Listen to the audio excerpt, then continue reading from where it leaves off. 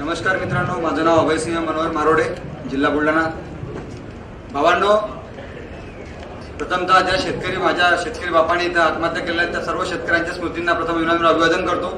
कारण शेतकऱ्याची काही जाण असली पाहिजे, त्या अनुषंगाने त्यांना अभिवादन करतो.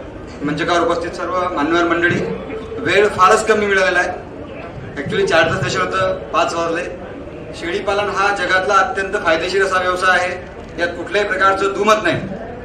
आणि त्याबद्दल आपल्याला शेळीपालनच का करायचं, कारण आपल्या देशामध्ये भरपूर असे व्यवसाय आहेत. त्या व्यवसायामध्ये आपल्याला आपली जास्त इन्व्हेस्टमेंट कळते आणि नफा खूप कमी असतो.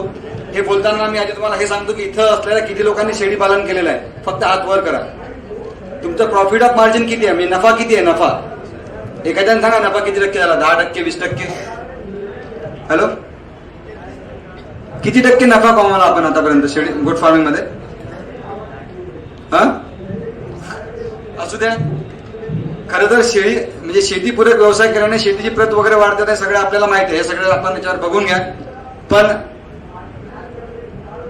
हे काही व्यवसाय आहेत की ते शेतीपूरक व्यवसायात अत्यंत सोपे आणि कमी खर्च असतात, ते आपण बघतोय. आता शेळी पालनच का करायचं, तर शेळ्यांची किंमत खूप कमी असते, त्यांना वीजला भाव असतो. हे सगळं आपल्या समोर आहे.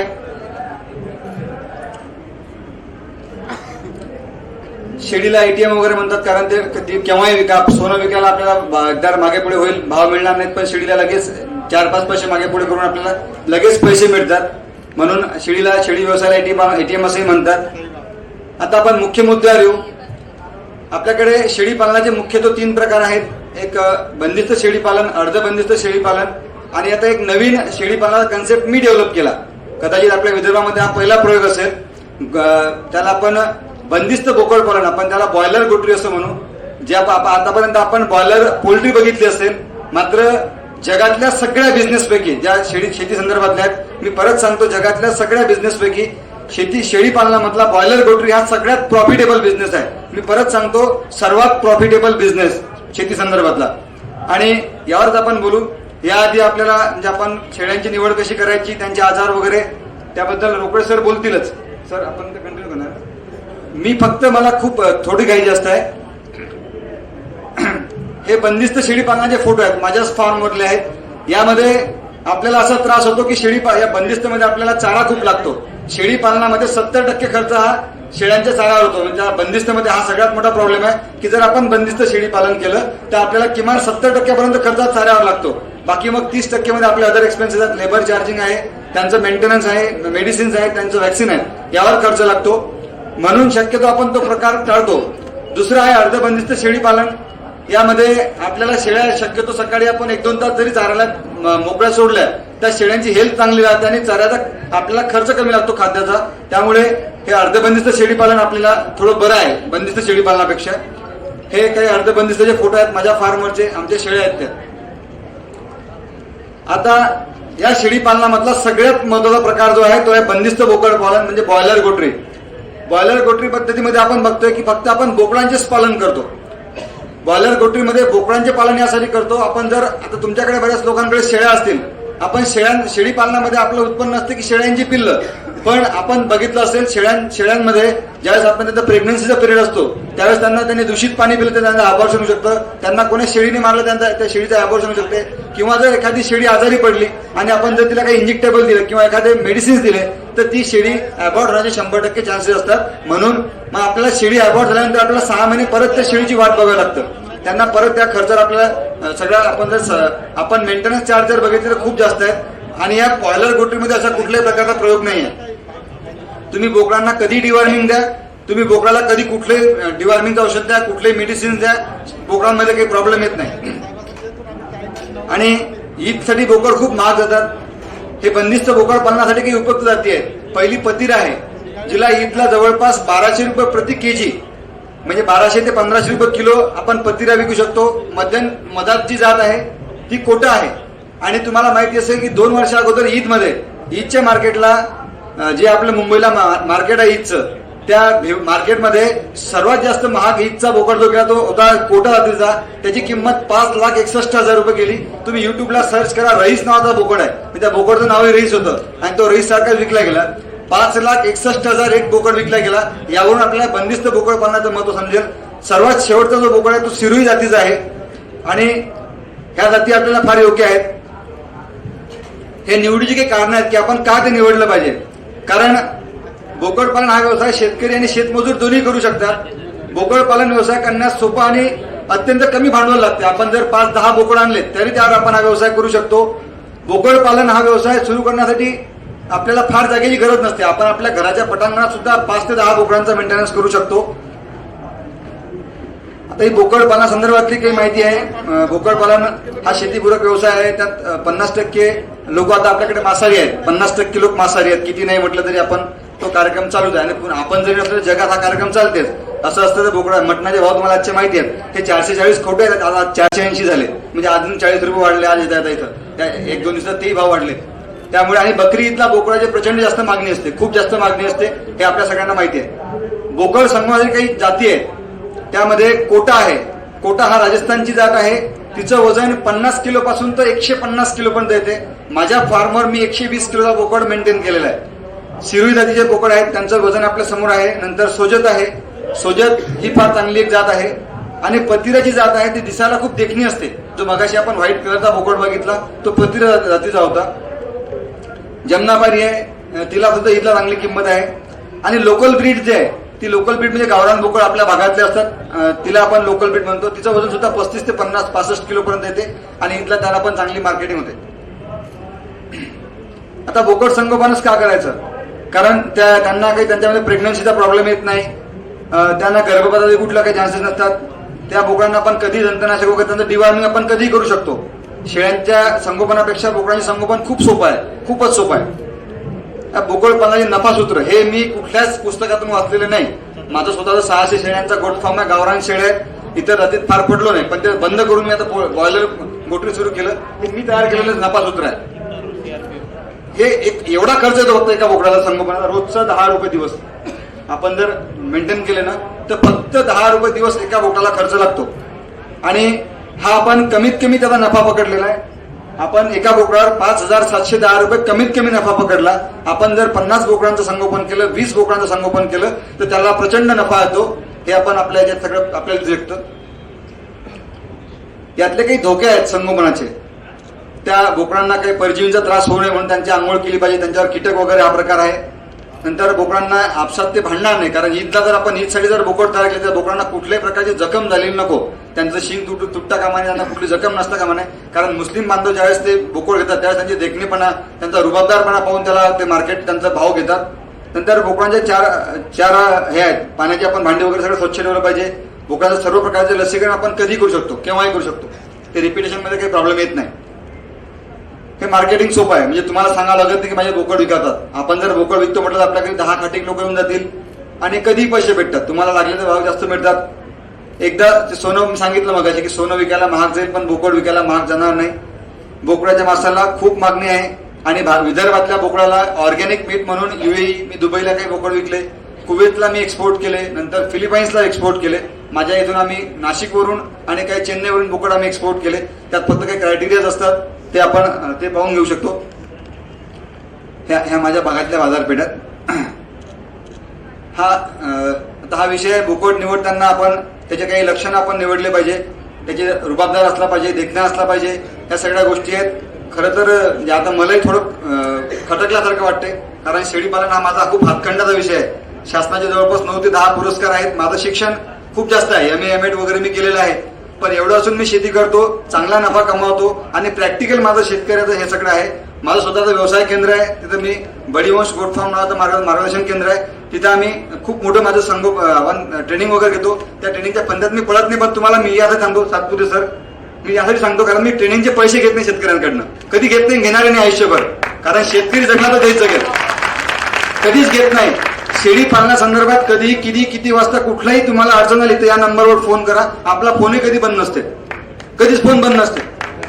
आयुष्यात कुठलं मेडिसिन बाहेरून घेत नाही. कुठल्या डॉक्टरला शक्यतो बोलत नाही. हा काही मोठेपणा नाहीये. पण आपण जर एखादा जॉब करतो त्या जॉबमध्ये आपण डिव्होशन होऊन जॉब केला पाहिजे. लेबर डिपेंडिंग जॉब नसला पाहिजे. आपण स्वतः केलं तर फायद्याचं प्रॉफिट म्हणजे आपलं प्रॉफिटचं मार्जिन वाढतं म्हणून स्वतः सगळं करतो. यात मोठेपणा वगैरे नाही आहे. हे माझं मोबाईल नंबर वगैरे आहे. भावांनो, शेळ्यांच्या बाबतीत एकदम 2-3 मिनिटात काही गोष्टी सांगतो की आपण बोकड घेताना तो आजारी नसला तर हे आपण कसं ओळखावं. इथं असलेले सगळे लोक व्हेटरनरी नसतील, माझा सेल्फ अनुभव सांगतो. आपण बाजारात गेल्यावर बोकड घेताना त्या बोकडाचा कान पकडायचा. बोकड घ्या किंवा बकरी घ्या, जर तुम्ही शेळी पालनात इंटरेस्ट असाल तर शेळी घेताना किंवा बोकड घेताना त्या बोकडाचा कान पकडायचा. कान जर पकडला आणि कान जर थंड लागला तर तो बोकड आजारी आहे, संपला विषय. डॉक्टर सोबत त्याचा कार्यक्रम फिट बंद करून टाका. जर बोकड बाजारात गेला त्या बोकडाचा कान जर थंड वाचला इतर टेम्परेचर पेक्षा, हाताला जर थंड लागला तर बोकड आजारी आहे. बोकड किंवा बकरी घेताना त्या बकरीच्या पोटाला खालून टिचकी मारायची, त्याला टिचकी मारायची. ती जर ओरडली किंवा अशी दचकली, त्याला आपण असं दचकल्यासारखं झालं तर समजून जायची ही आजारी आहे, ती घ्यायची नाही किंवा ती ओरडते, 100% ओरडते. ही दुसरी साईन. बोकड घेताना त्याचे अंडकोश डेव्हलप झालेले पाहिजे, तो त्याचा बांधावर उभा करायला पाहिजे, गळा मोठा असला पाहिजे, हा बोकडातला साईन. बकरी घेताना कुठलीही बकरी जास्त जाडी घेऊ नका. म्हणजे आपल्याकडे गैरसमज आहे की सुदृढ बकरी वगैरे घेतली तर, पण सुदृढ बकरीचे अबॉर्शनचे भरपूर प्रमाण असतात. किंवा सुदृढ बकरी जर आपण घेतली तर तिच्या आपल्याला ते पिल्ल देते की याची गॅरंटी नसते. कदाचित ती बकरी म्हणजे त्याला आपण वांस बकरी म्हणतो, त्यामध्ये सुधारलेली असते. आणि हे सगळ्यात 2-3 साईन. शेळी पालनामध्ये प्रचंड नफा आहे. मुळात माझं सेशन कसं कम्प्लीट केलं मलाही माहित नाही. ते माझा सगळा व्हिडिओज वगैरे तुम्हाला सक्सेस स्टोरी दाखवला असतात. मार्केटिंग वगैरे नाही करत मी कधी. शेतकरी आहे, मार्केटिंग नाही जमत आपल्याला. ते मला ते अंगातच गुण आहेत सगळे शेतकऱ्याचे, त्यामुळे नाही करू शकत मार्केटिंग. पण प्रत्येक शेतकऱ्याला निश्चितपणे मदत करू शकतो. आणि तरुण पोरांनी शिकून शेतीत यावं. माझ्याकडे 7 डिग्री आहेत विद्यापीठाच्या, 120 नॅशनल सर्टिफिकेट आहेत, हे सांगलं पाहिजे. आणि 8 गोल्ड मेडल आहेत मला, इंटरनॅशनल वगैरे सगळे गोल्ड आहेत. पण हे सगळं सोडून शेती करतो आणि मला अभिमान आहे, मी शेतकरी प्राऊड आहे की मी शेतकरी आहे म्हणून. आपलं ज्ञान शिक्षण भरपूर घ्या बांधवांनो. इथं तरुण मुलं मुली बसलेले आहेत जे शेतकरी पुरेपुरे असते. बाकी सगळा कार्यक्रम जो आहे हे शेतकरी जरी नसले तर शेतकऱ्याला खाऊनच जगतात. हे त्यामुळे त्यांच्यावर शेतकऱ्यांचे उपकार आहेत. म्हणून आपण या सगळ्या तरुण मुला मुलींनी आपलं ज्ञान घ्यावं, भरपूर शिकावं, सगळ्या डिग्र्यास कराव्या, म्हणजे MBBS व्हावं, सगळं व्हावं. पण आपण ते त्याचं सगळं ज्ञान शेतीत वापरावं. शेती जगवावी. शेती जगली तर माणुसकी जगेल आणि माणूस जगेल. आणि शेतीमुळे जग जगणार आहे, शेतीवर जग चालणार आहे. मला थोडी घाई आहे. वडिलांना कॅन्सर असल्यामुळे त्यांची तब्येत सिरियस आहे. पण मला हे महत्वाचं वाटलं की इथं जर माझा एक वडील समजा वडिलांची तब्येत आपल्या हाती नाही, पण जर इथले इतर माझे बाप वाचले तर त्या एका बापाची मी काळजी करणार नाही. म्हणून फार तळमळीने थोडं घाईत घेतो. आपण सर्वांनी समजून घेतलं, ऐकून घेतलं, त्याबद्दल आपले आभार. माझा मोबाईल नंबर जर तिथे लिहून नसेल घेतला तर परत लिहून घ्या. 9423 761908. हाच व्हॉट्सअप नंबर आहे, हा चालू आहे. शक्यतो फक्त ते डिस्चार्ज झालाच बंद पडते. ते पॉवर बँक नाही माझं, ते डिस्चार्ज झालाच बंद पडते. नाहीतर फोन कधी चालू असते. कधी कुठल्या आजाराबद्दल फोन करा, कशाबद्दल फोन करा. दुसरी गोष्ट, मी फक्त शेळ्या वागू असं म्हणत नाही. तुमच्या शेळ्या विकूनही मी देईल तुम्हाला. मी स्वतः तुम्हाला विकून देईल. दलाली वगैरे घेत नाही शेतकऱ्यांकडनं. परत सांगतो, मी ते आपल्याला जमतच नाही. धन्यवाद. आपण सर्वांनी ऐकलं. धन्यवाद. धन्यवाद. यानंतर डॉक्टर रोकडे सरांना मी विनंती करतो की त्यांनी आपलं सेशन कंडक्ट करावं. आदरणीय मंच, आदरणीय शेतकरी बंधूंनो, वेळ खूप झालेला आहे, परंतु मी अगदी थोडक्यामध्ये तुम्हाला शास्त्रोक्त पद्धतीने शेळीपालन कसं करायचं ते तुम्हाला सांगतो. आता हे काही फार मोठे भारी शब्द नाही आहे. तुम्हाला असं वाटतं असं आपल्या देशामध्ये शेळीपालन हा काही म्हणजे काही फार नवीन व्यवसाय नाही, अतिशय पुरातन असा व्यवसाय आहे. हजारो वर्षांपासून हा केला जातो, परंतु हा परंपरागत पद्धतीने केला जातो. पुन्हा सांगतो की परंपरागत पद्धत म्हणजे काय, तर म्हणजे कोणतीही शेळी घ्यायची. जशी आपण गावामध्ये गेलो आणि एखादा शेळीचा झुंड आपल्याला दिसला तर एखादी काळी असते, कोणती भुरी असते, कोणती तांबडी असते. त्याचा प्रोडक्शन पोटेन्शियल वेगळं, कोणाला 1 करडा होतील, कोणाला 2 होतील. त्याचं कोणाचं दूध उत्पादन 1 पाव, कोणाचं अर्धा लिटर, कोणाचं 1 लिटर. तर याला अवर्णित म्हणतो. अशा अवर्णित शेळ्या पाळायच्या, कशाही पद्धतीने पाळायच्या. नुसत्या चारायच्या सकाळी आणि संध्याकाळी घेऊन यायच्या. त्याला लसीकरण करायचं नाही, त्याचं शास्त्रोक्त पद्धतीने प्रजनन करायचं नाही, सामान्य व्यवस्थापन करायचं नाही, दुग्ध व्यवस्थापन करायचं नाही. अशा पद्धतीने केलेलं शेळीपालन म्हणजे परंपरागत. तसं नाही करायचं. ते शास्त्रोक्त पद्धतीने कसं करायचं ते समोर सांगतो. अरे हे कसं ऑपरेट करायचं. ओके, आता बघा या ठिकाणी एक पर्वता शेळीचं मी चित्र घेतलेलं आहे. मी इंटरनेटवरून घेतलेलं आहे. तर शेळ्यांचा हा अगदी जंगली असा प्राणी आहे. हा फोटो मी तुम्हाला काय दाखवतोय, कारण शेळी हा जंगली प्राणी आहे हे दाखवण्यासाठी. आता तो अगदी खडकाळ अशा वातावरणात राहतो, त्याला व्यायाम आवश्यक आहे. आता माफ करा, आता आजकाल आता बंदिस्त शेळी पालनाचं काही लोक पुरस्कार करतात. माफ करा, 1989 साली मी या ऍग्रिकल्चर रिसर्च सर्व्हिसमध्ये आलो आणि माझं पहिलं पोस्टिंग राजस्थान, पाली मारवाड, जोधपूर. तिथून पाली मारवाड 100 किलोमीटर आहे. त्या ठिकाणी माझ्याकडे मारवाडी शेळ्या होत्या, माझ्याकडे जमनापारी शेळ्या होत्या. त्यांचा आम्ही संकर करून त्याच्यामध्ये संकरित शेळ्या निर्माण केल्या. त्याच्यानंतर सन 2001 मध्ये मी नागपूरला आलो, तर केंद्रीय कापूस संशोधनमध्ये जे कृषी विज्ञान केंद्र आहे त्या ठिकाणी उस्मानाबादी जातीचा कळप होता. तर त्याच्यावर मी 15 वर्ष संशोधन केलं आणि मागच्या 3 वर्षापासून माझं पोस्टिंग झाशीला आहे, उत्तर प्रदेशमध्ये. त्या ठिकाणी मी बुंदेलखंडी शेळ्यांवर संशोधन करतोय. तर अनेक प्रकारच्या शेळ्या आणि मेंढ्या, जैसलमेरी, चोकला, नाली, अशा मी अनेक प्रकारच्या या माझ्या 32 वर्षामध्ये मी पाळल्या. कारण की जनावर संशोधन करायचं म्हणजे हा रोकडे नाही, हा कोट घातलेला रोकडा नसतो. त्या ठिकाणी हाफ पॅन्टात असलेला रोकडे काम करतो. हे फक्त आज घातलेलं आहे शास्त्रज्ञ वाटावं म्हणून. त्या ठिकाणी अगदी वेगळ्या प्रकारे अंगाला असा वास येतो, इतका वास येतो की तुम्ही माझ्या बाजूला बसू शकत नाही. कारण शेळ्याच्या लेंड्याला आणि मुद्राला घाणेरडा वास येतो आणि त्याच्यासमोर तुम्ही अर्धा तास जरी राहिले तर तो वास आपल्या अंगाला लागतो. तर घरी येऊन आंघोळ करून अत्तर लावून मग ऑफिसात जावं लागते. नाही तर ऑफिसात लोक बॉम्ब मारतात, तुम्ही घरी जा म्हणते पहिले आंघोळ करून या. तर हे असं समजायचं कारण नाही आहे की हे प्रॅक्टिकली केलेलं आहे. तर शेळ्या आधी पाळाव्या लागतात लहानपणापासून आणि मग त्याचा डेटा घ्यावा लागतो, मग त्याच्यावर संशोधन करावं लागतं. तर ह्या जंगली शेळ्या, हा दुसरा फोटो. तर माझं म्हणायचं मतलब आहे की आता पुढे तो मुद्दा येईल आहे की भाई का सांगतोय मी की लोक बंदिस्त शेळी पालनाचा पुरस्कार करतात. आता मी तुमच्या डोळ्यासमोर चित्र उभं करतो. एका बाजूला आपण बंदिस्त शेळी पालन करतोय, एका बाजूला आपण म्हणजे आपली त्याच्या ज्या वैविध पद्धती आहे, परंपरागत पद्धत, बंदिस्त पद्धत आणि दुसरी अर्धबंदिस्त पद्धत. तर आम्ही ज्या आमच्या संशोधन संस्थेत आंतरराष्ट्रीय ख्यातीची आमची भारतीय कृषी संशोधन परिषद आहे. मथुरेला आमचं, जसं इथे कापूस संशोधन संस्था आहे तिथे मथुरेला आमचं शेळी संशोधन केंद्र आहे. तर त्या ठिकाणी कोणत्या प्रकारे शेळ्या पाळतात आणि 32 वर्षापासून आम्ही अर्धबंदिस्त पद्धतीने पाळतो. आता अर्धबंदिस्त पद्धतीने पाळतो म्हणजे काय करतो तर चरायला पाठवतो, परंतु लिमिटेड अवर्ससाठी, सीमित वेळेसाठी. आणि त्यांना घरी आणून मग त्यांना खुराक खाऊ घालतो, पाला खाऊ घालतो आणि त्याचं लसीकरण करतो बरेच. आणि पुढे जे मुद्दे येणार आहे त्या प्रकारे आम्ही शेळी पालन करतो. आणि शेळीला आता तुम्हाला सांगितलं की व्यायाम आवश्यक आहे. तुम्ही स्वतः विचार करा, आज मला सांगा की शहरातल्या लोकांना ब्लड प्रेशर आणि डायबिटीज जास्त होतो की गावातल्या लोकांना? शहरातल्या लोकांना. उदाहरण तुमच्या समोर आहे. कारण की जेव्हापासून मी व्यायाम सोडला, जेव्हा मी तरुण होतो तर एका दिवसात 100-150 दंडबैठका मारायचा, एका दिवशी 30 किलोमीटर सायकल चालवायची, टेलिकॉम नगरपासून ऍग्रिकल्चर कॉलेजपर्यंत. कोणताही रोग नव्हता. ज्या दिवशीपासून मी सायकल सोडली त्या दिवशीपासून ब्लड प्रेशर सुरू झालं.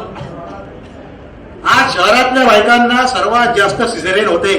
कारण की ती म्हणजे ही झाली म्हणजे ती गर्भात राहिली का तिचा आराम सुरू पलंगावर फक्त. आणि गावातल्या बायका, माहीत बघा, गावातल्या बायकांना तुम्ही बघा कधीही डिस्टोकिया फार कमी होतं. आमच्या तिथे पाली मारवाडला माझ्याकडे 500 रुपयांचा चार्ज होता. तर एखादी बाई दिसलं गलकू कहाँ है भाई, अरे भाई वो उसका सा बच्चा हो गया. दुसऱ्या दिवशी का राजा, अरे तू तो बता रहा तो वो तो बच्चा हो गया, कैसे हो गया. इतक्या दणकट असतात. आणि आमच्या या अर्धबंदिस्त पद्धतीमध्ये 32 वर्ष झाले मी शेळ्या पाळतोय, एकही डिस्टोकिया म्हणजे कष्ट प्रसवाची केस झाली नाही. असे उभ्या उभ्या पिल्ले पडतात. कारण की त्याचे जे पेल्विक मसल्स असतात मांडीकडचे आणि कमरेचे ते पक्के होऊन जातात फिरून फिरून. दुसरी महत्वाची गोष्ट की आता मी तुम्हाला सांगतो, एका बाजूला बंदिस्त शेळी पालन, एकीकडे आपलं अर्धबंदिस्त आमचं. तर बंदिस्त शेळी पालनामध्ये तुम्हाला चारा जो आहे तो चारा विकत घ्यावा लागेल. 10 रुपये किलोचा चारा, 20 रुपये किलोचा सुग्रास तुम्ही जरा खाऊ घातलं तर तुम्हाला शेळी पालन परवडेल का? आपल्या विदर्भातला शेतकरी गरीब आहे. मी सुद्धा गरीब शेतकरी कुटुंबातून आलेलो आहे. मध्य प्रदेशाच्या बॉर्डरवर संसर्ग माझं गाव आहे. तिथून गरीब परिस्थितीतून अतिशय हार्डवर्क करून मी या पदापर्यंत आलेलो आहे. स्वतःच्या हाताने आम्ही कोंबड्या पाळलेल्या आहेत आणि या डोंगरीमधून शेळी पालन करतो. आपल्या हातात दूध काढलेलं आहे, 1-1 लिटर बारवाडी शेळ्यांपासून दूध काढलेलं आहे. हे आम्ही असं सांगत नाही, प्रॅक्टिकली केलेलं आहे स्वतः, म्हणून छाती ठोकपणे करतोय. आणि माझं जे पुस्तक आहे तुम्ही जर वाचलं तर त्या ठिकाणी मी म्हणणार नाही तुम्हाला घ्यायला, पण त्या ठिकाणी वाचलं तर मी त्याच्यातलं एक एक शब्द तो मी स्वतः करून त्या लिहिलेला आहे. त्यातलं एक एक वाक्य जर त्या ठिकाणी मी बकरीला पिल्ले कसे होतात हे जर मी लिहिलेलं आहे तर 4 तास बकरीला प्रसूती कळा सुरू झाल्यापासून 4 तास त्या बकरीच्या मागे धावलो आणि ते पूर्ण लिहून काढलं. आणि मग मी त्याच्यात लिहिलेलं आहे की बकरीला पिल्ले कसे होतात, असं नाही लिहिलेलं आहे त्याच्यामध्ये. तर सांगायचं तात्पर्य की बंदिस्त शेळी पालनामध्ये खर्च जास्त. आता आपण मला सांगा की शेळी पालन आपण कशाला करतो की 4 पैसे कमवायला. आपल्या विविध भागातला शेतकरी अतिशय गरीब आहे. तर त्या गरीब शेतकऱ्याला मला सांगा की शेळी पालनाला जर 100 रुपये खर्च आला त्यातला 70% खाण्यावर होतो, त्याच्या आहारावर होतो. हा 70 रुपये खर्च जर आपण करत बसलो त्याला नफा काय उरला. आणि दुसरी गोष्ट, जर 5,000 रुपये माणसाला दिले तर 5,000 प्रमाणे 12 महिन्याचे 60,000 होतात. तर हे 60,000 रुपये माणसाला दिले आपण तर परवडेल का आपल्याला? काही नफा होणार, तुम्हाला लिहून देतो आताच, काही नफा होणार नाही. हे स्वतः जर तुम्ही घरचा माणूस कोणी करेल तरच तुम्हाला फायदा होईल, कमी छोट्या प्रमाणावर, नाही तर होणार नाही. दुकान लावा, दुकानावर तुम्ही गल्ल्यावर माणूस बसवा, तुम्ही 1 तास घरी जा, गल्ला साफ. आज तुम्हाला माहिती आहे जे लोक शेती करतात त्यांना माहिती आहे दुसऱ्याच्या भरवशावर जो विसंबला त्याचा कार्यभार उडाला. आमचे मामा नेहमी म्हणायचे हे स्वतः करायचं काम आहे. कोंबडीवर मी जेव्हा प्रोजेक्ट केला 3 महिने सुट्टी नाही घेतली, अर्धा दिवस पण. स्वतः सकाळी जायचं, स्वतः जाऊन अंडे काढायचे, स्वतः जाऊन खाद्य टाकायचं, स्वतः जाऊन पाणी टाकायचं. आणि नाही तर त्या कोंबड्या ज्या आहेत त्या भुकायल्या असतात त्या अंड टोचून खाऊन टाकतात. स्वतः कर, हे जो माणूस स्वतः आणि लक्षपूर्वक करेल त्याचाच हा व्यवसाय आहे. हे फक्त पुस्तकी शिक्षण किंवा ज्याला लेंड्या जवळ त्याचं हे काम नाही, आधीच सांगतो मी तुम्हाला. आता शेळी पालनाचं महत्व, जागा कमी लागते. मोठ्या जनावराला जवळपास 35-40 स्क्वेअर फूट जागा लागते आणि लहान जनावराला फक्त 12 चौरस फूट, 4 bye 3, 4 foot by 3 foot, 12 square foot जागा लागते. तर 1200 चौरस फुटाची शेड ही त्याला म्हणजे 100 शेळ्यांना पुरेशी असते. भांडवल कमी लागते. आज तुम्ही गावामध्ये 3,000 तुम्हाला एखादी गावरानी शेळी मिळून जाईल तर तुम्हाला या हिशोबाने पण मोठी चांगल्या जाती शेळी थोडी महाग मिळेल. औषधाचा कमी खर्च लागतो. याचा बॉडी वेट जे असतं शरीराचा भार तो 50 ते 60 किलो असतो. मारोडे साहेबांनी सांगितलं 100-125 किलोचे असतात, पण त्याचा खूप जास्त खाऊ पिऊ घातला तर त्या होतात. मथुरेला तुम्हाला झालं तर आम्हाला 100-125 किलोच्या शेळ्या तुम्हाला दिसतील किंवा देवाला सोडलेले बोकाड तुम्हाला दिसतील, पण सर्वसाधारण 50 ते 60 किलोचा नर असतो आणि 30 ते 40 किलोची मादी. तर त्याचं जे वजन माणसाएवढं असतं त्याचा डोस तो 3 ते 5 ml हा अगदी 1 ते 2 ml हा माणसाएवढाच असतो. खर्च कमी लागतो, चारा पाणी कमी लागते. मोठ्या जनावराला 50 किलो चारा लागतो मी मला सांगितलं, पण लहान जनावराला फक्त 5 किलो, 4 किलो आपला ओला आणि 1 किलो सुका बस. शेतीसाठी खत मिळतं, लेंड्या मिळतात. एका लेंडीमध्ये नत्र स्फुरत आणि मला 1.5% असते. त्याला तुम्ही जर टाकलं तर ते स्लो रिलीजिंग असतं, त्याच्यामध्ये हळूहळू अन्नद्रव्य त्याच्यामध्ये जमिनीत जातात. त्याच्यानंतर दूध मिळतं. एक शेळी एका दिवशी 1 पावभर दूध देते आणि मारवाडी शेळ्या जर त्याला चांगला खाऊ पिऊ घातला जास्त फिरवलं नाही 1 लिटर दूध देते. मी माझ्या हाताने मारवाडी शेळीचं 1-1 लिटर दूध काढलेलं आहे. किंवा 2 लिटरही मिळते जर सकाळ संध्याकाळचं मिळवलं, परंतु त्याचे पिल्ले वेगळे बांधायला लागतात रात्रभर, त्याचं ते पिऊन टाकतात. त्याच्यानंतर केस तंतू मिळतात. राजस्थानमध्ये तुम्ही जर गेले तर तुम्हाला कोणत्याही माणूस रिकामा, ते मेंढपाळ लोक जो साधे असे तुम्हाला किंवा जो सोलापूरकडे गेले तर तुम्हाला ते लोक रिकामे नसतात. त्याच्यात जी टकळी असते ती टकळी अशी सतत फिरत असते आणि तो त्याचे जे केस आणि तंतू असतात त्याचे तो दोऱ्या विणतो आणि त्या दोऱ्यापासून ते खाटा विणतात. त्याच्यानंतर त्याच्यामध्ये 2-3 प्रकार असतात. तर एक तर साधे केस, आपल्याकडचे बकऱ्यांची साधे केस असतात त्याच्यापासून फार तर तुम्ही दोऱ्या बनवू शकता. परंतु अँगोरा वगैरे ज्या जातीच्या शेळ्या असतात त्या शेळ्या त्याच्यापासून तलामशे हे मिळतात. आणि काश्मीरमध्ये गेले चेगू आणि छांगतांगी जातीच्या तर त्याच्यापासून उत्कृष्ट जे तंतू मिळतात त्या वरच्या केसांच्या आत लपले त्याला गार्ड हे वरच्या त्याच्या आतमध्ये ते गरम असतात. त्याच्यापासून पश्मिना शाल बनते जी हजारो रुपये किलो असते. ती आपल्याकडे होऊ नाही शकत. आपल्याकडे शेळी पालन फक्त मटणासाठी केलं जाते.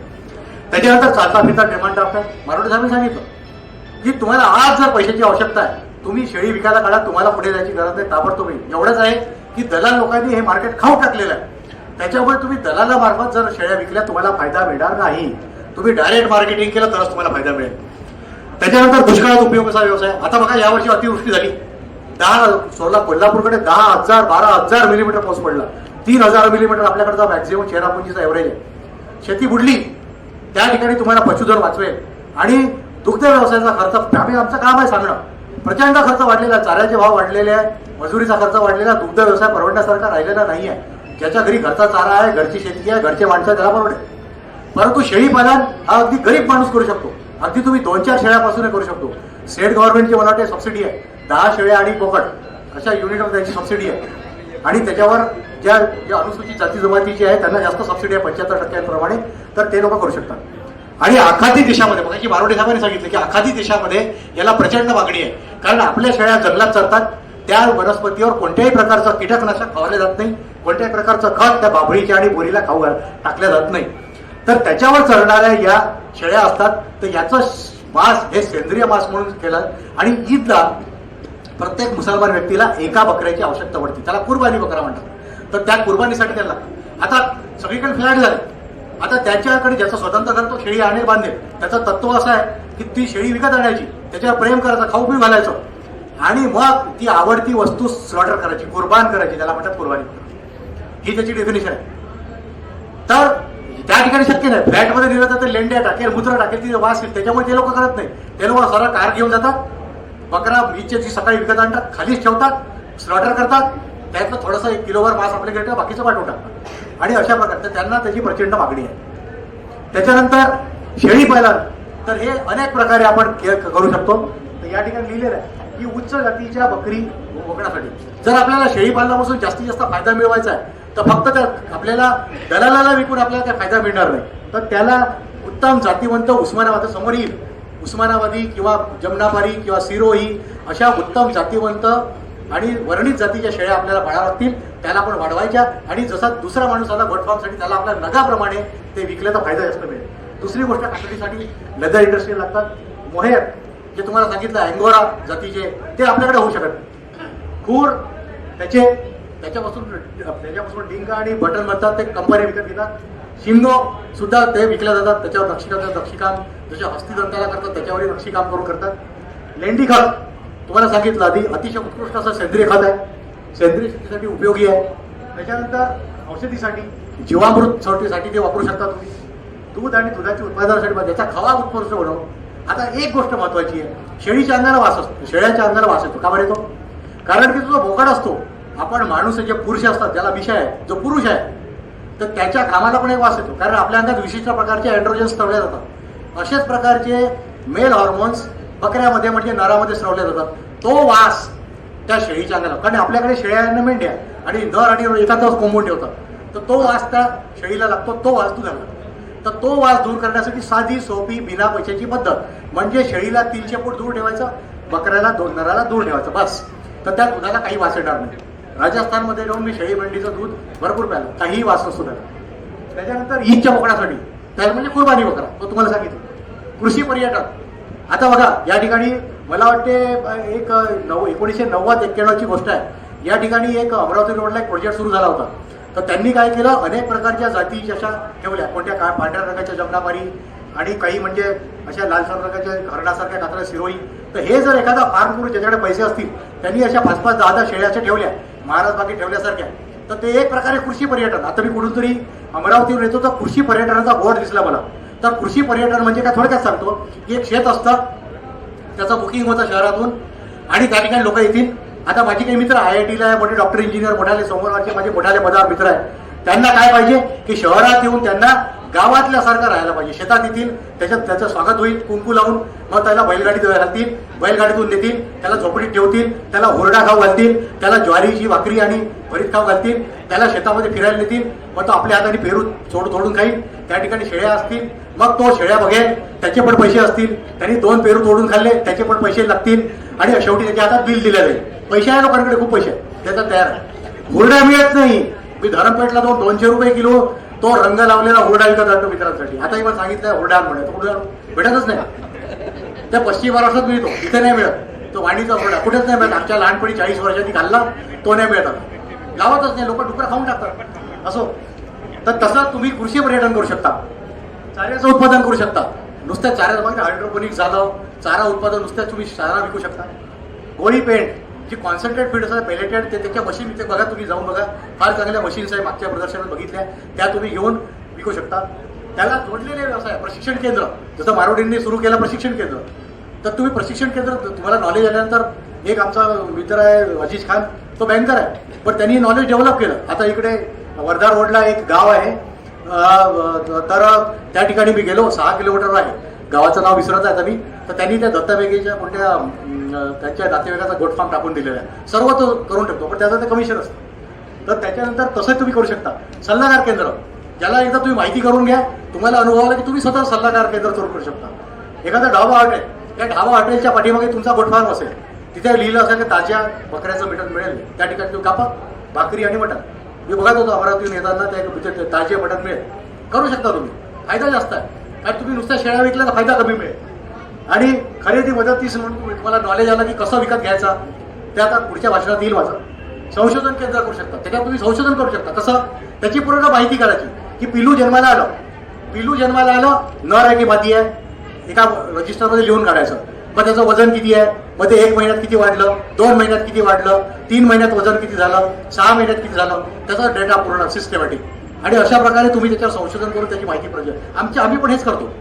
त्याच्यानंतर शेळी स्पर्धा शेतकऱ्यांकडून शेळ्या मागवल्या आणि त्याचा चांगल्या शेळ्या एका ठिकाणी केल्या, याला बक्षीस दिलं, चांगल्या शेळ्या ठेवून घेतल्या, खरेदी विक्रीचं त्या ठिकाणी केंद्र तयार झालं, शेतकरी ग्रुप तयार करून निर्यात करू शकता. मारवाडीने सांगितलं की दुबईला त्याचं निर्यात तुम्ही करू शकता आणि मांसपासून करणं. तर हे पश्चिम महाराष्ट्रामध्ये चालतं. पुढे जाऊया. शेळी पालनाची पद्धत. आता अगदी बेसिक सांगतोय. ज्यांनी कधीही हा व्यवसाय केला नाही त्याच्यासाठी माझं व्याख्यान आहे. ही पारंपरिक पद्धत तुम्हाला सांगितली की नुसत्या कोणत्याही शेळ्या घ्यायच्या, कशाही पाळायच्या, कशाही ठेवायच्या, पारंपरिक पद्धत. दुसरी बंदिस्त शेळी पालन, जी त्यांनी सांगितली की एकाच ठिकाणी ठेवायच्या 24 तास, तिथेच लेंड्या टाकतील, केस सारा टाकेल. मी याच्याशी सहमत नाही. माझं मत आहे, मी 32 वर्षापासून जे करतोय ते अर्धबंदिस्त. आणि सगळ्यात शेवटीमध्ये ती बंदिस्त पद्धत, त्याच्या सवर्णबद्ध म्हणजे अर्धबंदिस्त पद्धत, की त्याच्यामध्ये दोन्ही पद्धतीचा सुवर्णबद्ध केला आणि रोज ते 5 ते 8 चालू केला आणि त्याच्यामध्ये पुरा खाऊ घालायचा आणि आधुनिक पद्धतीचा वापर करायचा. त्याच्यात पुढे डिटेल्स काय ते पुढे समजतो.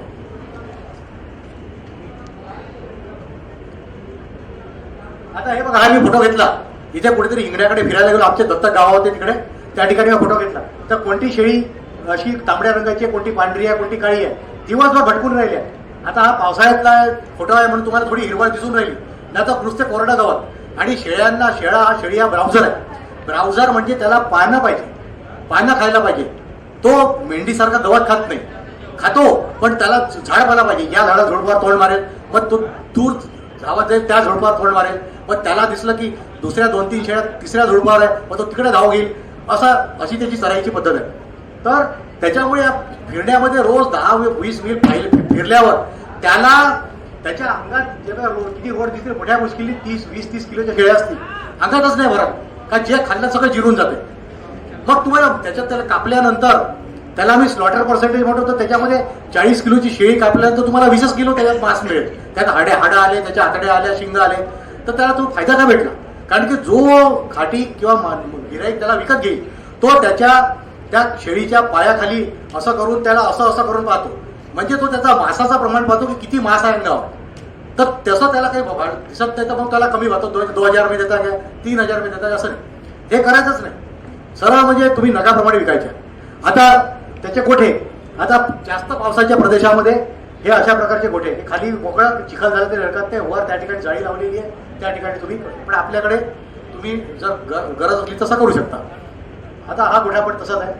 आता हे वर्धा रोडवर केंद्रीय कापूस संशोधन संस्था आहे, त्याच्या अंतर्गत कृषी विज्ञान केंद्र, इथे मी 15 वर्ष होतो. तर तिथली आमची शेड आहे. तर या ठिकाणी मी उस्मानाबादीच्या शेळ्या आम्ही पाळल्या. 15 वर्षाच्यावर मी संशोधन केलं. आणि त्याच्या बाजूला बघा तुम्ही हे बरसिंग वगैरे आम्ही चारा पिकं लावलाय. बाजूला बघा तिकडे मका लावलेला आहे, हायब्रिड नाबियर लावलेला आहे त्याच्या बाजूला, ते आम्ही त्याच्या चाऱ्यासाठी लावलं होतं. आणि आता शास्त्रोक्त पद्धती शेळीपालन कसं करायचं हे थोडक्यामध्ये. नंबर 1, शास्त्रोक्त पद्धती शेळ्यांची निवड. दुसरी गोष्ट, शेळ्यांचं प्रजनन, शेळ्यांचं आहार व्यवस्थापन, शेळ्यांचं दुग्ध व्यवस्थापन, सामान्य व्यवस्थापन, आरोग्य व्यवस्थापन, आवास व्यवस्थापन म्हणजे गोठा व्यवस्थापन, हिशोब ठेवणे आणि विक्री. आता हे कसं करायचं थोडक्यात आपण नंबर 1 1 बाय 1 बघू. तर शास्त्रोक्त पद्धतीने शेळ्याची निवड करायची म्हणजे काय करायची, तर 2, 3 किंवा 4 पिल्ले देणारी मादी निवडायची. एक आपल्याकडे समजा 10 शेळ्या, त्याचा रेकॉर्ड ठेवायचा की आता एखादी लक्षात राहील की 2-3 वेळा जनली, एकच पिल्लू ती काढून टाकायची, विकून टाकायची. आणि गावात फिरता आसपास कुठे अशी शेळी दिसली जिचे 2 किंवा 3 पिल्ले आहेत, तर त्याच्यातलं ते पिल्लू विकत घ्यायचं, कारण त्यात तो गुण असतो. आणि ती शेळी पाळायची, कारण त्याच्यामध्ये तो अनुवंशिक गुण आहे. अशा प्रकारची, कारण की एक पिल्लू झालं, मोठा झाला 5000 रुपये, 2 झाले 10,000 रुपये, 3 झाले 15,000, 4 झाले तर 20,000 रुपये. जेवढे जास्त पिल्ले तेवढा जास्त फायदा. तर जास्त पिल्ले देणारी शेळी निवडायची. त्याच्यानंतर वर्णित जातीची पाहिजे. जसं उदाहरणार्थ उस्मानाबादी. आता तुम्ही म्हणाले वारंवार तुम्ही उस्मानाबादी जातीचं नाव का घेता, कारण की मी त्या महात्मा फुले कृषी विद्यापीठामध्ये जाऊन ट्रेनिंग घेतला त्या ठिकाणी 2004 मध्ये. त्यांच्या शेळ्या उत्कृष्ट अशा शेळ्या, आणि ती जात आज महाराष्ट्रातल्या जेवढे कृषी विज्ञान केंद्र आहेत, चंद्रपूर झालं किंवा वर्धेला झालं किंवा अमरावतीला झालं, सगळीकडे उस्मानाबादी ही केलेली आहे. आणि आमच्या कृषी विज्ञानाचं केंद्राचं कार्य काय असते की शेळ्या पाळायच्या त्याचा परफॉर्मन्स बघायचा आणि ती जात किंवा ते तंत्रज्ञान जर आम्हाला व्यवस्थित वाटलं तर शेतकऱ्यांना सांगायचं. तर 15 वर्ष संशोधन करून आम्ही हे बघितलं की याच्यामध्ये 2 पिल्ले द्यायचं प्रमाण 60%, 3 पिल्ले द्यायचं प्रमाण 36% आणि 4% बकऱ्या या 4 पिल्ले देतात. असं आम्ही त्याचा 15 वर्षाचा डेटा अनालिसिस करून आम्ही काढलं. म्हणून आम्ही उस्मानाबादची शिफारस करतोय तुम्हाला. आणि ही जात जरी उस्मानाबाद, बीड, लातूरकडची असली तरी आपल्या विदर्भात रुळलेली आहे, व्यवस्थित राहते, आपल्या गरमीचा काही त्याच्यावर दुष्परिणाम होत नाही. त्याच्यानंतर तिची सशक्त पाहिजे, निरोगी पाहिजे, चमकदार कातडी पाहिजे, म्हणजे ती तरुण पाहिजे आणि नर पण वर्णी जातीचं पाहिजे, सशक्त पाहिजे, निरोगी पाहिजे आणि 1.5 वर्षाच्या वरचा पाहिजे. कारण की त्यावेळेला त्याचे जे प्रजनन अंग आहे, शिश्न आणि वृषण, त्याचा विकास व्यवस्थित झालेला असतो. पुढे आता बघा, एक मी फोटो असा इंटरनेटवर घेतला की 4 पिल्ले देणारी ही शेळी, अशा प्रकारच्या शेळ्या आपल्याला पाळायला पाहिजे. आता प्रजननासाठी नराची निवड म्हणजे बकऱ्याची निवड कशी करायची? नंबर 1, 1.5 वर्षाचा पाहिजे, वरचा पाहिजे, दष्टपुष्ट पाहिजे. कारण की आमच्या शास्त्राचा सिद्धांत काय आहे की जवळपास 20 ते 25 किंवा 30 शेळ्यांमागे फक्त एक बोकड पाहिजे. कारण की प्रत्येक शेळी काही रोज रोज माझ्यावर येत नाही, ती दर 19 ते 21 दिवसाला माझ्यावर येते. तर फार झालं तर एका दिवसात 2 किंवा 3 शेळ्या माझ्यावर येतील.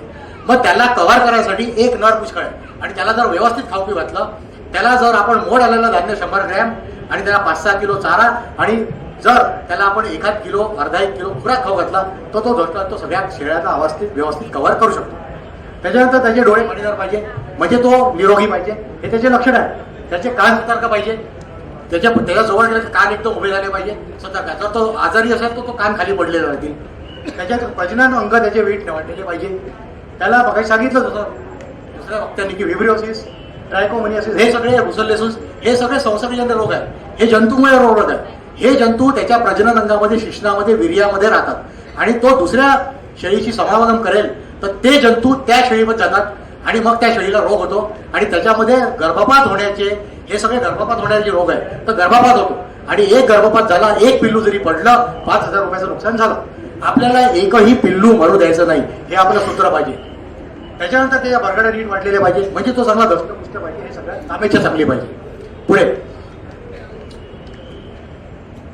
आता हे बघा, आता जाती बघूया. आता ही बेरारी, जे लोक गावातले आहेत, तुम्ही अशा प्रकारची शेळी बघितली असेल की त्याला अशी तांबड्या रंगाची आणि त्याच्या मानेपासून गळ्याभोवती असा काळा पट्टा असतो केसांचा.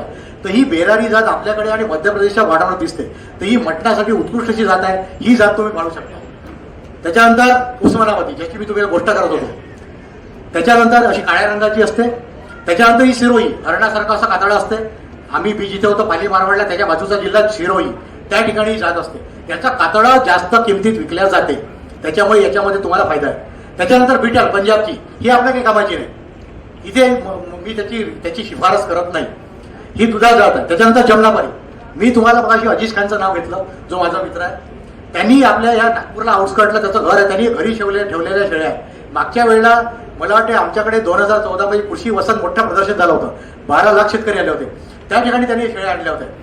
आता यांनी या माझ्या पाट्यावर ठेवल्या बघा, त्या पाट्या खाली ठोकलेल्या आहेत. त्या पाट्यांचा उपयोग काय आहे, ही पण तुम्ही तो पद्धत वापरू शकता. तर त्याच्या ज्या फटी आहे, त्या फटीमधून लेंड्या खाली पडून जातात. त्याचा मूत्र खाली, त्याचा मूत्र कमी असते, ते खाली पडून जाते आणि तो प्लॅटफॉर्म स्वच्छ राहतो आणि शेळ्या स्वच्छ असतात. तर शेळ्या स्वच्छ राहिल्याने त्याचं आरोग्य चांगलं राहते, फायदा जास्त होतो, त्याची वाढ चांगली होते.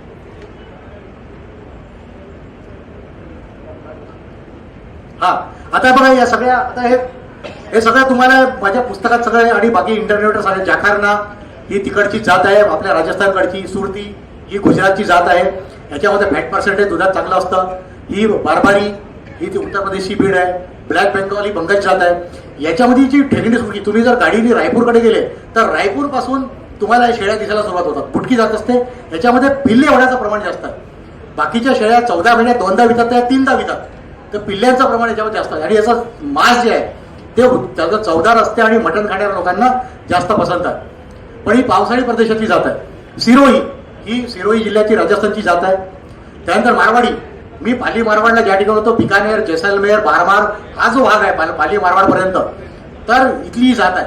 ही जवळपास 2-2 लिटर पर्यंत दूध देते आणि मांसासाठी पण चांगली आहे. तर म्हणजे दुय्यम पर्पज ही जात आहे, पण आपल्याकडे कमी मिळते. अतिशय चांगली जात आहे. त्याच्यानंतर ही मलबारी ही केरळची जात आहे. ही मेहसाना ही परत गुजरातची जात आहे. कच्छी पण गुजरातची जात आहे.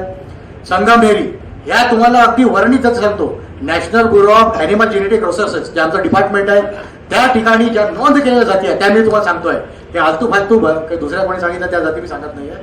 त्या शास्त्रीय पद्धतीने नोंद केलेल्या जातीची माहिती तुम्हाला देतो आहे. कारण की आमची जी संस्था आहे भारतीय कृषी संशोधन परिषद ही आंतरराष्ट्रीय ख्यातीची संस्था आहे आणि त्या ठिकाणी आम्ही शेतकऱ्यांना खोटी माहिती अजिबात देऊ शकत नाही. संगमनेरी जात आहे ही आपल्या महाराष्ट्री जात आहे, ही पण उत्कृष्टची जात आहे. जर तुम्ही राहुरीला गेले तर तुम्हाला या शेळ्या बघायला मिळतील. उस्मानाबादी ही दुसरी आल्या तुम्हाला. गोहिलवाडी ही गुजरातची जात आहे. झलवाडी पुन्हा गुजरातची जात आहे. तुम्ही बघाल की जास्तीत जास्त ज्या जाती आहे, ज्या ठिकाणी शेती चांगली होत नाही, ज्या ठिकाणी कोरडा भाग आहे, पाऊस कमी पडतो, त्या ठिकाणी पशुपालनाचा व्यवसाय हा जोरावर असतो. ही तिकडच्या साऊथची जात आहे कन्नायडू. आता या विदेशी जाती आहे, हे ओबेरशाली, स्वित्झर्लंड शाली, या आपल्या काही कामाचे आहे, फक्त तुमच्या माहितीसाठी. फक्त हे आपल्या लॅमॅनच्या आणि अँग्लो न्युबियन वगैरे. आता शास्त्रोक्त पद्धतीने प्रजनन कसं करायचं. आता प्रजनन म्हणजे काय, नर मादीचं मिलन करणे आणि मादीला परत गर्भधारणा होऊन प्रत्येक नवीन पिढीचा जन्म होणे म्हणजे प्रजनन. काही मोठी गोष्ट नाही. आता कसं करायचं की तुमच्याकडे 50-100 शेळ्या असल्या तर जो नर असतो तर एक तो नपुसक नर पाहिजे, किंवा जर चांगला नर असला म्हणजे तो तर त्याच्या शिश्नाला, त्याच्या वृषणाला एक पोता बांधायचं सुतळीने आणि त्याला शेळ्यांमध्ये सोडायचं.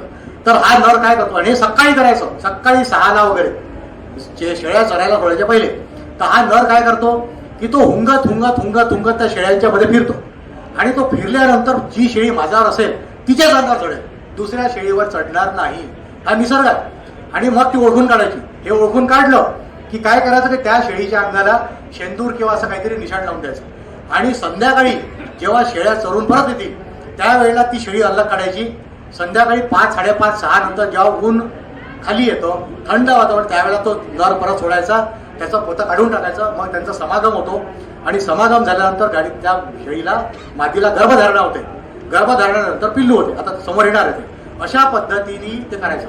पण हे केल्यानंतर 21 दिवसांनी पुन्हा चेक करायचं तो बकरा सोडून की ती शेळी परत माझ्यावर आली का.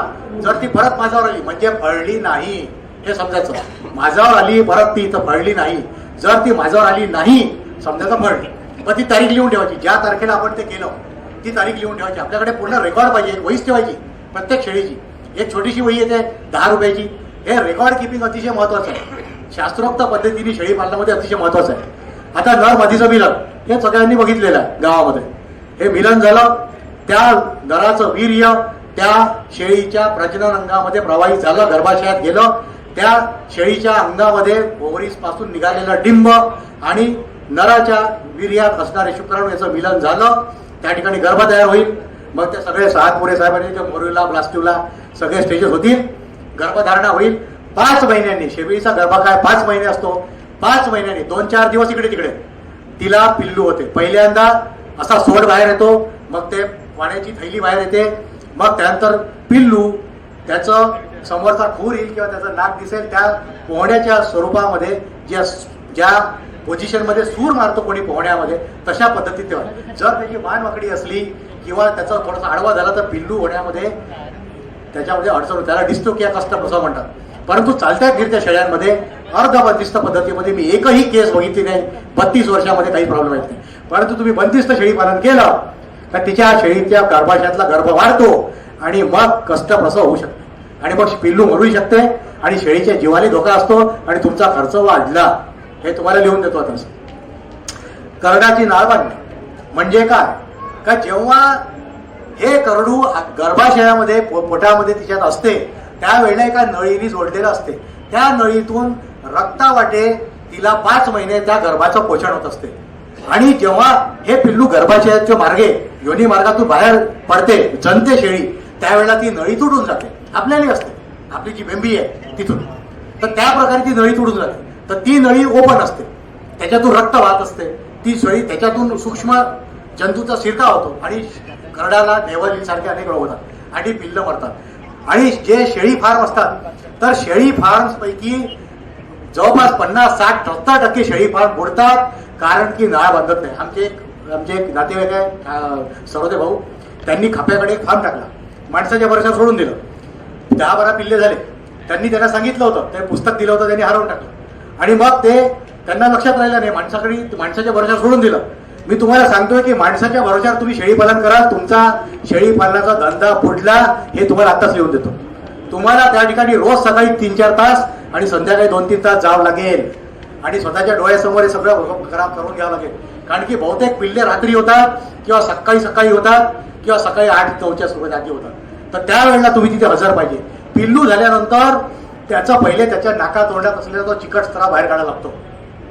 त्याच्यानंतर त्याची जी ही नळी असते बेंबीपासून लटकणारी ती बांधायची. आता ती बांधायची कशी, तर दोरा घ्यायचा, आयोडीन किंवा टिंक्चर आयोडीन किंवा सॅव्हलॉन ते 10 रुपयाची बाटली मी त्यात तो उडवायचा आणि त्याची शरीरापासून 1-1.5 अंतरावरती बांधून टाकायची आणि त्याच्या खालचा भाग एका स्वच्छ ब्लेंडी कापून टाकायचा, त्या ठिकाणी आयोडीन लावायचं. हे अतिशय महत्वाची गोष्ट आणि एवढी साधी गोष्ट करून 10 पैसे खर्च करून तुम्ही तुमचा 5,000 रुपयाचा करडू वाचवू शकता. पुढे ही दुसरी गोष्ट, करडाला चाटून स्वच्छ करते. पण याच्या पहिले एक स्टेप आहे. त्या करडाला तुम्ही स्वच्छ केलं की ते एखाद्या स्वच्छ कापडाने स्वच्छ करायचं आणि ते कापड त्या शेळीच्या नाकासमोर धरायचं. आता हे मी कुठून शिकलो, मी राजसमंद एक जागा आहे, तिथे एक महाराजा आहे, त्याच्या शेळी मेंढी फार्मला गेलो. तर डॉक्टर बोहरा माझे गुरु त्यासोबत होते. तर ते तिथे ती मेंढी जनली. तर तो तसा ते मेंढपाळ ते करत होता. तर डॉक्टर बोहरानी म्हटलं रोकडे देखो ले, सीख लो बोले, वो देखो क्या कर रहा है, क्यों कर रहा है, कि बोले वो जो स्मेल है वो जो उसका ब्रेन है वो ब्रेन में उसमें फिट हो जाएगा, वो बिल्कुल उसको भूलेगी नहीं. तर तो वास त्या शेळीच्या किंवा मेंढीच्या स्मरणामध्ये कायम जातो. आणि तुमच्या घरी 100 जरी शेळ्या असल्या आणि 50 जरी जनल्या आणि 50 पिल्ले झाले आणि ते 50 पिल्ले फार्मर आहे आणि संध्याकाळी ती शेळी जर परत आली तर ते सगळे पिल्ले धावतात तिच्याकडे आपली आईला शोधायला, कारण भूक लागली असते, दूध पाहिजे असते.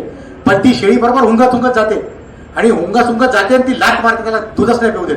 फक्त तिचा पिल्लू असलं त्यालाच फक्त दूध पिऊ देते. बघा कारण का, त्याचा वास तिच्या स्मरणात असतो. पिल्लू विसरून जाते.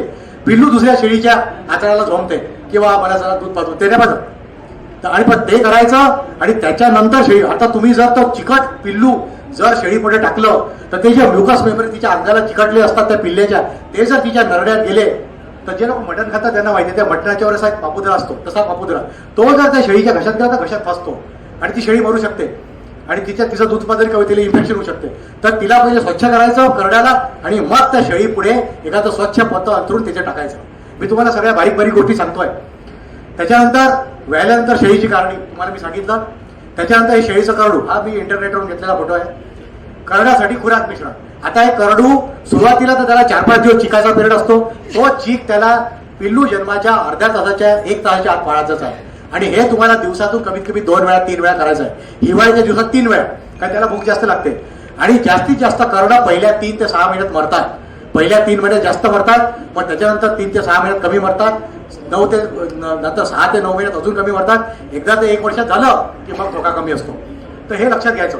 तर त्याला चीक पाजायचा 5-6 दिवस. त्याच्यानंतर त्या दुधात त्या चिकाचं रूपांतर दुधामध्ये होते आणि त्या दुधात ते दूध त्याला रोज दिवसातून 2 किंवा 3, जर चरायला जात असतील तर सकाळी एकदा संध्याकाळी एकदा पाजायचं आणि जर शेळ्या राहत असतील तर त्याला 3 वेळा थोडं दूध पाजायचं.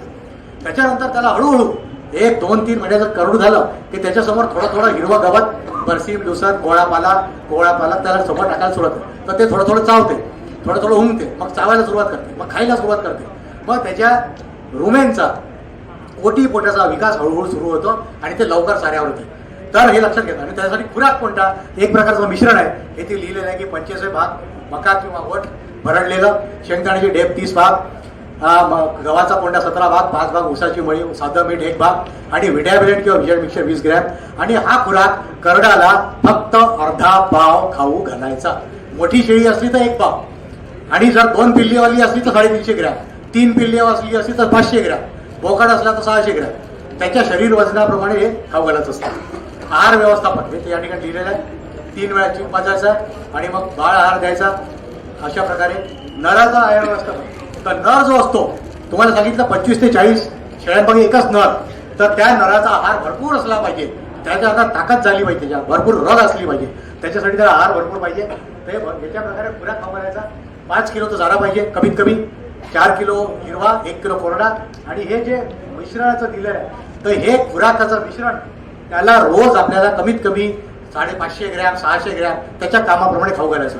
याच्या व्यतिरिक्त त्याला मोड आलेलं धान्य 100-150 ग्राम खाऊन याच्यामध्ये व्हिटॅमिन ई आणि के असते, तर त्याची प्रजनन क्षमता बरकरार ठेवायसाठी त्याला कामात येते. त्याच्यानंतर शेळ्यांचं आहार व्यवस्थापन त्याच प्रकारे या ठिकाणी मी दिलेलं आहे. मोठी शेळी 350 ग्रॅम, नर असला तर 500 ग्रॅम आणि छोट्या शेळ्यांना 100 ग्रॅम. आता हे बघा, हे मी चित्र का दिलेलं आहे, शेळ्यांना अतिशय मजारू जनावर आहे. खाली पडलेला तुम्ही खाली एकदा पाला पडला की ते गेला कामातून, मग ते किती चांगलं असतं ते खाणार नाही. त्यांना हा शेळ्यांचा जो घर त्याला सांगायचं माणसाला की संध्याकाळी त्याला किंवा गोठ्यामध्ये बाबळीचा, परीचा किंवा आणखी करंजीचा पाला अशा जोड्या आणून अशा टांगून ठेवायच्या आणि तो पाला ते ओरबाडून खाणार. याला म्हणून आपण ब्राउझर असं म्हणतो आपण. आता हे आमच्याकडचा फोटो आहे, हे कृषी विद्यार्थी या जवळपास मला वाटते 2002चा वगैरे फोटो असेल. आम्ही या खुराक त्या उस्मानाबाद शेळ्यांना असा खाऊ घालत, जेव्हा कृषी वसंत झालं होतं हा तेव्हाचा फोटो आहे. त्याच्यानंतर आवास व्यवस्थापन, मोठा उंचावर पाहिजे, हवेशीर पाहिजे, प्रकाशमान पाहिजे, कोरडा पाहिजे. शेळ्यांना ओल आवडत नाही आणि त्याच्या खुरीमध्ये खुरांच्या मध्ये खुरी होते, फडा पडतात आणि एकदा खुरी झाली तर लावा मलमपट्टी, मग 4 महिने 6 महिने. म्हणून गोठा कोरडा पाहिजे. ज्या ठिकाणी गोठ्यामध्ये थोडासा चिखल झाला तर 2-4 बोऱ्या भरून आपल्याकडे मुरुम किंवा वाळू भरून ठेवायची. चिखल झाला जरा का टाकलं थोडंसं, हे लक्षात घ्यायचं. हे बिलकुल बारीक बारीक गोष्टीकडे लक्ष ठेवायचं. छत कविलं चुक्या ॲडजस्ट असतं पाहिजे, म्हणजे ते थंड पाहिजे. जेवढं थंड वातावरण शेळ्यांची तब्येत तेवढी चांगली आणि त्याचा परफॉर्मन्स तेवढा चांगला. गोठ्याला लागून जाळीचं कुंपण पाहिजे, पण ती क्रिम्पल वायर नेटिंग पाहिजे. काटेरी वायर अजिबात लावायची नाही. सामान्य व्यवस्थापन, वेळेवर चालायचं, वेळेवर दूध काढायचं, रोज निरीक्षण करायचं.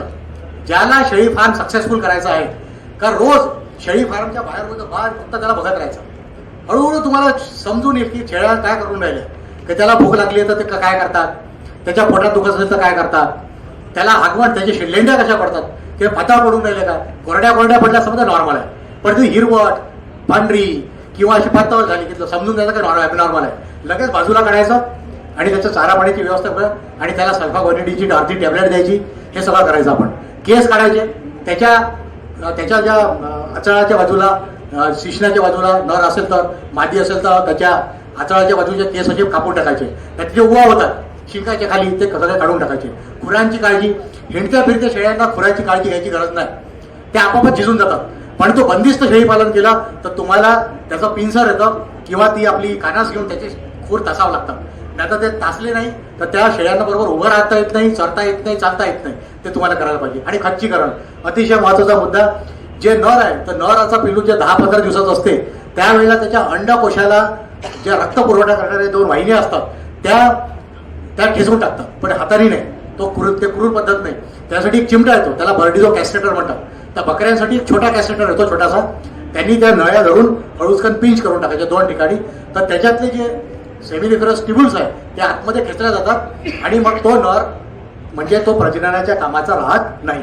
तर त्याचं जे काही जो खातो पितो ते सगळं त्याचं वजन वाढण्यासाठी कामात येते. जसा पहिलवान लोक लंगोट कसून राहतात ना, तर तो प्रकार आहे. तर त्याच्यात त्याचं वजन वाढते आणि मांसाची क्वालिटी सुधारते. पुढे त्याच्यामध्ये ते सेम आहे शेळ्यांचं दुग्ध व्यवस्थापन. आता दुग्ध व्यवस्थापन म्हणजे काय की दूध काढायच्या आधी, काढताना आणि दुधाच्या काढल्यानंतर काय काळजी घ्यायची ते मगाशी तुम्ही गाईच्या बाबतीत जे ऐकलं ते सेम. ते स्वच्छता ठेवायची, त्याला वास येऊ नये म्हणून त्याला दूर ठेवायचं, धक्काबुक्की करायची नाही. आणि सड लहान असतात त्याच्यात एक फरक आहे मोठ्या जनावरमध्ये. त्या मोठ्या जनावरचा सड मोठा असतो तर त्याला तुम्ही फुल हँडली करू शकतात, पण बकरीचं दूध छोटा सड असतो तर चिमटीने काढावं लागतं, पण नखा काढायची हाताची. त्याच्यानंतर आरोग्य व्यवस्थापनामध्ये 3 गोष्टी महत्वाच्या आहेत. पहिली महत्वाची गोष्ट लसीकरण, दुसरी गोष्ट बाह्य परजीवीचा रायनाट, तिसरी गोष्ट अंतर्गत परजीवीचा रायनाट. आता शेळ्यांचं आरोग्य व्यवस्थापन की हा त्याचा लसीकरणाचा चार्ट आहे. हे लसीकरण त्याचा प्ल्युरोन्युमोनिया, आंतरविषा आणि याच्यासाठी या लसी 4-5 प्रकारच्या लसी आहे. PPR अतिशय महत्वाचं आहे. या लसी तुम्ही पावसाळ्याच्या आधी टोचून घेतल्या की तुमच्या शेळीला 90% शेळी फार बोलतात कारण लसीकरण करत नाही. हे अवश्य करायचं, सगळ्यात महत्वाची गोष्ट. त्याच्यानंतर बाह्य परजीवीपासून त्याचं जे काही आपले गोचिड गोमाशा वगैरे असतात उवा, तर त्याच्यासाठी डेल्टामेथ्रिन म्हणजे ब्रुटॉक्स हे औषधं एका सेपरेट पंपामध्ये 2 ml टाकून अंगावर फवारा मारायचा आणि ते मरतात. त्याच्यानंतर अंतर्गत परजीवी म्हणजे आतमध्ये पट्टकृमी, लंबकृमी आणि लिव्हर फ्लुक्स अनेक प्रकारचे कृमी त्याच्या पोटात होतात. ते डोळ्यांनी दिसत नाही, ते फक्त सूक्ष्मदर्शक यंत्राखाली दिसतात. तर त्याला आपण बॅडाकूर म्हणजे फेनबेंडाझोल किंवा अल्बेंडाझोल किंवा थायबेंडाझोल कोणतेही एक औषध 3 महिन्यातून एकदा घोड्या लावायचा. आता हे कसं लावायचं, त्या शेळीच्या वर टांग मारायची, तिला असं धरायचं आणि ती बाटली एका ब्लड बाटली घेऊन त्यात ते औषध घ्यायचं, तिच्या तोंडात पोचायचं आणि तिचं तोंड धरून ठेवायचं. ही अतिशय मजादार जनावर आहे, औषध कडू असते ती, आणि तिचा नाक दाबायचा तो 1 मिनिटासाठी. नाक दाबलं की ती गटकन करते आणि ती आतमध्ये जाते, आणि नाही केला तर बडी हुशार राहते, तोंडात धरून ठेवते, तुम्ही सोडला तर जोडून टाकते, म्हणून ते धरून ठेवता थोडा वेळ, आणि तिने गिटकलं गटकन केलं की मग सोडून द्यायचं. हे लक्षात घ्यायचं. हे सगळं माझ्या मांगीलाल नावाच्या मेंढपाळ्याने शिकवलं मला. हे मी पुस्तकातून शिकलेलं नाही आहे. हिशोब ठेवायचा. हिशोब ठेवायपर्यंत तुम्हाला कळणार नाही की ते तोट्यात आहे की. आणि शेळी पालनापासून सर्वात जास्त फायदा कसा मिळवायचा, आधी त्यांनी मारवाडी साहेबांनी सांगितले कुर्बानी बकरा बनवायचा सर्वात जास्त, की जो बकरा तुमचा 10,000 जाईल तो तुमचा 50,000 ते लाख रुपयात जाईल. आणि फक्त एक जरी बोकड तुमचा विकला गेला एका महिन्यामध्ये, तुमचा महिन्याचा प्रॉफिट पूर्ण निघाला. प्रजननासाठी बकरे तयार करून विकायचे. मी तुम्हाला जे जातीतले वर्णित जातीचे गोट फार्मसाठी बकरा करून विकायचा. उरलेल्या शेळ्या खेरखूर मासासाठी विकायच्या. लेंडी खत विकायचं, त्याला गड्ड्यामध्ये दाबून ठेवायचं. गांडूळ खतही तयार करू शकता त्या ठिकाणी. हे हिंगण्याकडे एक भारतीय गोट फार्म आहे, त्या ठिकाणी आम्ही 10 वर्षांनी गेलो होतो. त्यांनी केलेलं आहे. लेंड्यामध्ये ते लोक गड्डे टाकतात आणि त्याचा आपला काय म्हणतात गोशाळा पण आहे त्यांची. तर आम्ही तिथे गेलो होतो त्यांना कन्सल्टन्सी द्यायला एकदा. तर त्यांनी केलेलं आहे. आणि स्वच्छ दूध करायचं, म्हणजे वास न येणार, फक्त नराला दूर ठेवायचं. मागे काहीतरी दिल्लीला डेंग्यू झाला होता, तर कोणीतरी अफवा पसरवून दिली, म्हणजे त्या बकरीचं दूध पिल्याने म्हणजे डेंग्यू बरा होतो. बिलकुल होत नाही. शास्त्रीय तुला सांगतो, शास्त्रज्ञ मानत नाही, काहीच नसते त्याच्यामध्ये, फक्त त्यात मिनरल कंटेंट. पण खपून येईल, आपल्याला फरक पडून राहिला. आपल्याला पैशाची मतलब आहे. लोक घेऊन राहिले 1000 लिटर, घेऊ द्या, विकायचं, काय प्रॉब्लेम नाही. शेतकऱ्याचा फायदा होत असेल तर करा. आणि हे माझं पुस्तक आहे शेळी पालनावर. एक डेअरीवर फक्त 2च पुस्तक आयुष्यात लिहिलेले आहे. जर कोणाची इच्छा असेल, आणि मी एवढ्या गोष्टी सांगितल्या त्या लक्षात राहत नाही, मग मला कोणी फोन करतात की साहेब तो डोस सांगितला तो आठवत नाही किंवा ते हे आठवत नाही. तर जर कोणाची इच्छा असेल तर तुम्ही हे लेक्चर संपल्यावर हे घेऊ शकता. धन्यवाद. तुम्ही एवढ्या शांतपणे माझं बोलणं ऐकून घेतलं, धन्यवाद. आणि कन्सल्टन्सी फ्री आहे. तुम्ही मला केव्हाही माझा फोन नंबर लिहून घ्या, मी तुम्हाला या ठिकाणी आता देतोय 9850347022. तुम्ही केव्हाही मला फोन सकाळी 7 ते रात्री 10 पर्यंत फोन करू शकता, 11 पर्यंतही करू शकता. आणि 9850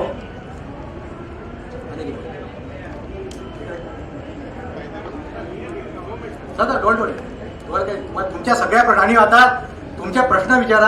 हे सगळे आता तुमचे काय प्रश्न असतील ते एक करून विचारा. 9850 हे देतोय.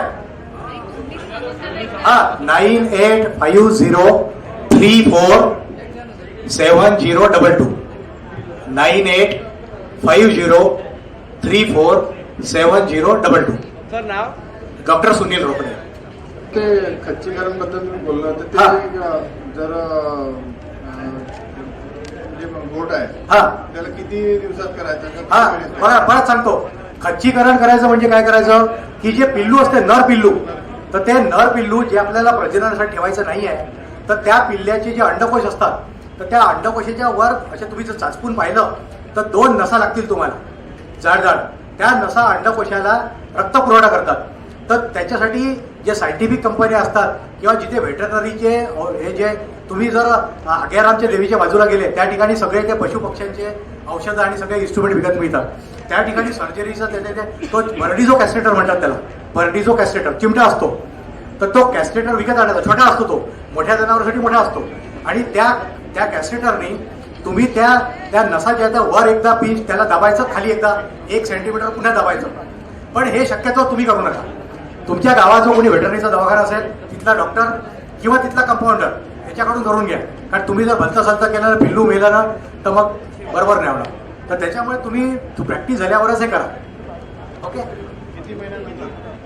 ते पिल्लू जेव्हा 15 दिवसाचं 20 दिवस असते तेव्हा करायचं, कारण त्याचे अंडकोश लहान असतात आणि त्याला दुःख कमी होते. एकदा त्याच्या सेमिनिफेरस ट्यूबल तयार झाले की त्याला खूप दुखते. त्याच्यामुळे ते लहानपणीच करायचं. एकदा फक्त एकदा करावं लागते. एकदा केले की झालं. विचारा, प्रश्न विचारा अजून.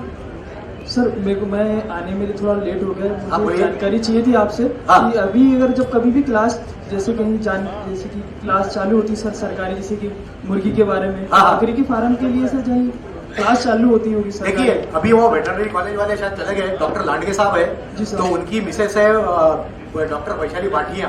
जी तो सर। वेटरनरी कॉलेज में इसके क्लासेस चलते हैं। वैसे हमारा जो कृषि विज्ञान केंद्र है वर्धा रोड पे केंद्रीय कापूस संशोधन संस्था है, तो उसी के ऑफिस के बगल में केंद्रीय ये कृषि विज्ञान केंद्र है। वहाँ डॉक्टर कलकाटे है, सर उनका कांटेक्ट नंबर हाँ मैं एड्रेस देता हूँ। जानकारी। हाँ भाई इसके बाद आ जाओ, मैं देता हूँ, वो मिल जाएगा आपको। तो यहाँ हमारी किताब भी पढ़ लेंगे, उसमें आपको काफी जानकारी मिल जाएगी। फिर आप मेरे को फोन करके या मेल से आप मेरे को पूछ सकते हो, और अभी मैं छुट्टी में हूँ तो मेरे को मिल भी सकते हो, इसका कोई चार्ज नहीं। Sir good evening sir. हाँ बोलिए. सर इधर हाँ बोलिए. सर आपण एवढ्या चांगल्या व्हेरायटीज वेगवेगळ्या जाती सांगितल्या, हो. पण आफ्रिकन बोर हे खूप हो. असं कॅची आहे हो. गोट फार्मिंग करिता. हो. तर आपली एकही स्लाइड मध्ये कधी तुमच्या हा. हातातून आलेलं नाही याचं रिझन आणि तुमचं सजेशन येस येस, अतिशय उत्कृष्ट प्रश्न. आफ्रिकन बोअर अतिशय महाग जात आहे. मला वाटते 4,000 रुपयापासून किलोपासून त्याची तयार आहे, ते आफ्रिकेची जात आहे. आणि हे लोक काय करतात, तर त्याचा बॉडी वेट जास्त आहे की त्याच्यापासून प्रजनन केल्यानंतर आपली जी संतती आहे बकऱ्याची ती धष्टपुष्ट होईल या याने करतात. आता मला सांगा, मी परत मुळावर येतो की एका गरीब माणसाला म्हणजे श्रीमंत माणसाची गोष्ट मी करणार नाही, मी नेहमी गरीबाची गोष्ट करतो, कारण मी गरिबी फार जवळून बघितलेली आहे. तर गरीब माणसाला करायचा, तो इतक्या महागाचा घोट आणेल, ब्रीडिंग करेल, पिल्लू तयार होईल, झालं ते मोठं झालं. त्याला जेव्हा तुम्ही विकायला काढाल तर तुम्हाला जर चांगली किंमत मिळाली तर ठीक आहे. अदरवाईज आपल्याकडे म्हण आहे, एक चाटू सब घाटू. तो जो दलाल आहे तो तुम्हाला त्या ज्या गावरानी शेळीच्याच भावाने म्हणेल 2000 मध्ये देते का. तुम्हाला सांगा, तुमची सगळी मेहनत आणि खर्च व्हायला. मी त्याला म्हणाय नाही करत, पश्चिम महाराष्ट्र लोक करून राहिले. तुम्हाला जर गिराईक भेटत असेल तर तुम्ही बोरपासून खबर. त्यात एक खबरदारी आहे. उदाहरणार्थ 1990 मध्ये मारवाडी आणि जमनापरीचा मी क्रॉस केला. तर मारवाडी जात छोटी असते, तिचं गर्भाशय छोटं असते. जमनापरी मोठी असते, मोठी असते, तर तिचा शरीराचा साईज मोठा, त्याचा गर्भ मोठा. त्या नराने त्याचा जो गर्भ वाढतो, तर सुरुवातीला नुसते असे मासाचे गोळे पडले, इतके कष्ट, म्हणजे ज्याला आपण अबॉर्शन झाले, मासाचे गोळेच पडले 10-15 शेळ्यांना. मग हळूहळू ते शेळ्या रुळल्या, मग जाऊन पिल्ले झाले. तर तुम्हाला सांगतो, हा धोका असतो. आणि म्हणून छोट्या आकाराची मादी आणि मोठ्या आकाराचा नर यांचा आपण संगम करू नये. तुम्ही बघा, लग्न करताना पण एकदम मोठा, एकदम माणूस असेल आणि नाजूकशी पोरगी असेल, ते विचार करतील नाही बा हे जमणार नाही. बघा, हे जनावरांच्या बाबतीत हा विचार करायला पाहिजे. दोघी सायंटिफिकली विचार करा तुम्ही. तर त्याच्यामुळे हे कारण आहे. तुम्ही करू शकता, तुम्हाला जर तुम्ही प्रयोग कराल तर करू शकता. बोला. हॅलो सर, मला एक प्रश्न विचारायचा आहे. हा बोला. की आपण जे खुराक मिश्रण देतो त्यांना, हो, ते सुकलेल्या वस्तू द्यायचं की त्यांना म्हणजे हा बघा, परत एक फार चांगला प्रश्न आहे. आता आमच्या ज्या शेळ्या होत्या, जे उस्मानाबादी आमच्या ऑफिसमध्ये, भाऊ आहे का, उत्तर आहे का, ह्या ज्या आमच्या शेळ्या होत्या त्या खायच्या. आता तुम्हाला सांगतो, या शेळ्यावर माझा 32 वर्षाचा अभ्यास आहे. आता एकदा मी फार्मवर गेलो तर माझा माणूस उशिरा आला दुसऱ्या गावावरून. तर त्याच्या फार्मला त्या बोरीच्या वाढलेल्या काड्यांचा कंपाऊंड घातलं होतं. त्यांना भूक लागली, त्या काड्या खात होत्या. पण जर इथली शेळी सर आमच्या ज्या शेळ्या नाही खात नव्हत्या खात. तर ते जे काही शेळ्या कोरडा खातात, पण जर खात नसेल तर त्याच्यात थोडंसं पाणी शिंपडायचं, थोडं मीठ शिंपडायचं, तर थोड्या नरम पडतात, तर ते खायला सोपं पडते. तर तसंही तुम्ही जशा शेळ्यांना आवडते त्याला, कारण हा भल्ला बाजारू प्राणी आहे, तर त्याला जसं आवडतं तसं द्या. काय म्हटलं, पचनाच्या दृष्टीने ओला केलेला केव्हाही. आपण जर कोरडी भाकरी खाल्ली तर आपल्या घशाखाली उतरणार नाही, पण आपण त्याचवेळी मिठाचा खडा किंवा गुळाचा खडा किंवा भाजी खाल्ली तर आपल्या गळ्याखाली उतरेल. सेम तसंच आहे. त्यांना ते आवडलं पाहिजे असं करून द्या. आणि हिरवा चालला, वाढला चालला एकत्र करून द्या. खुराक याच्यात टाकून द्या, म्हणजे नाही काय करायचं, खुराक खाऊन घेईल आणि तो वाढला जरा खाणारच नाही.